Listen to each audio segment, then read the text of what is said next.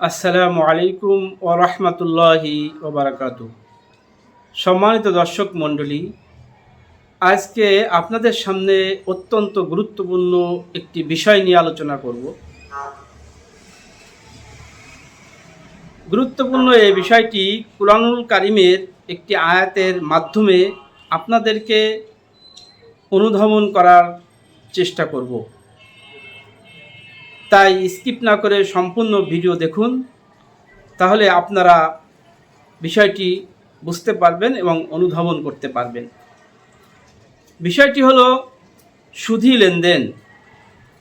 আজকের এই মুসলিম সমাজের প্রতিটি মানুষের রন্ধে রন্ধে এই সুদী লেনদেন এমন মহামারী আকার ধারণ করেছে, যার থেকে এই মুসলিম সমাজ যদি বের হয়ে না আসতে পারে, তাহলে তারা মারাত্মক গুনাহের মধ্যে লিপ্ত হবে। তো দর্শক মণ্ডলী, কুরআনুল কারীমের সূরা বাকারায় 275 নম্বর আয়াতে এই বিষয়টি আল্লাহ তাআলা তুলে ধরেছেন। আল্লাহ তাআলা ইরশাদ করেন, আল্লাযীনা ইয়াকুলুনার রিবা লা ইয়াকুমুনা ইল্লা কামা ইয়াকুমুল্লাযী ইয়াতাখাব্বাতুহুশ শাইতানু মিনাল মাস যালিকা বিআন্নাহুম ক্বালু ইন্নামাল বাইউ মিসলুর রিবা ওয়া আহাল্লাল্লাহুল বাই'a ওয়া হাররামার রিবা।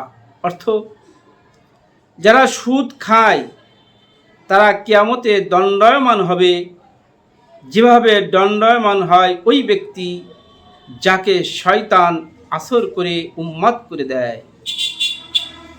তাদের এই অবস্থার কারণ হলো যে তারা বলেছে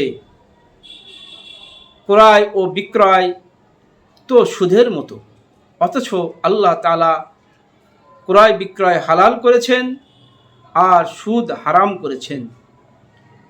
তাই এই মারাত্মক গুনাহ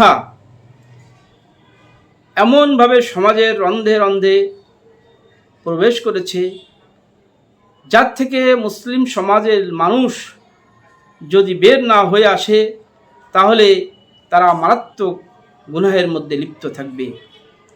হাদিসের মধ্যে রাসূলুল্লাহ সাল্লাল্লাহু আলাইহি ওয়াসাল্লাম বলেছেন, সুদী লেনদেনের গুনাহ নিজের মায়ের সাথে জিনা করার সমতুল্য। তাই আসুন, মেহেরবানি করে আমরা যারা সুদী লেনদেনের সাথে জড়িত আছি, তারা তওবা করে এই সুদী লেনদেন ছেড়ে দিই, হালাল পন্থায় ক্রয় বিক্রয় করে ব্যবসা বাণিজ্য করে নিজেদের জীবিকা নির্বাহ করি। আল্লাহ রাব্বুল আলামিন হাদিসের এবং এই আয়াতের পরে আমল করার তৌফিক দান করুক।